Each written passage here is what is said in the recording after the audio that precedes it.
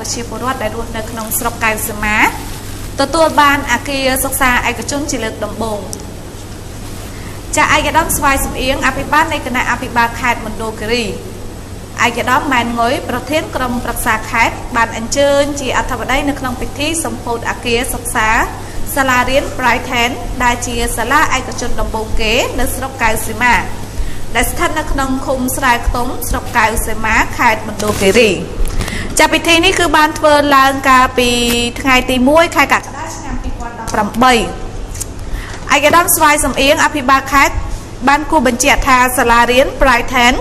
គឺចាត់ទុកជាសាលារៀនឯកជនមួយដែលបានរួមចំណែកនៅក្នុងវិស័យអប់រំការកសាងសាលារៀននេះដើម្បីបណ្ដុះបណ្ដាលដល់ក្មួយសិស្សានុសិស្សនៅទីនេះផ្ទាល់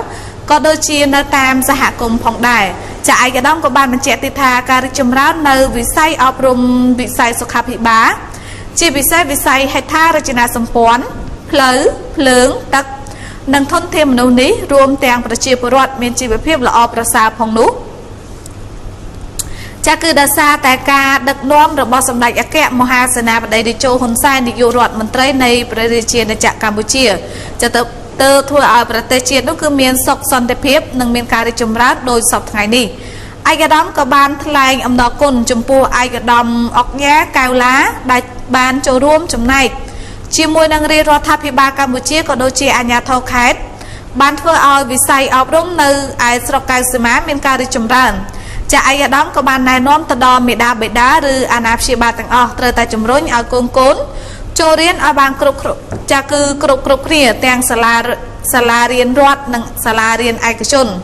ដើម្បីឲ្យក្មួយមានចំណេះដឹងគ្រប់គ្រាន់ក្នុងការបន្តការសិក្សានៅវិទ្យាល័យឬមហាវិទ្យាល័យបន្ថែមទៅទៀតចាតំណាងសាលារៀន Brighton លោកហោមសម្បត្តិគឺបានឲ្យដឹងដែរថាអគារសិក្សាសាលារៀន Brighton បានកសាងតាំងពីឆ្នាំ2017ដែលមានទំហំទទឹង7ម៉ែត្របណ្ដោយ45ចាគឺបណ្ដោយ45មានបន្ទប់8ហើយលោកក៏បានបន្ថែមទៀតថាចំពោះការបង្រៀនគឺផ្នែកចំណេះដឹងទូទៅគឺមានភាសាខ្មែរនិងភាសាអង់គ្លេស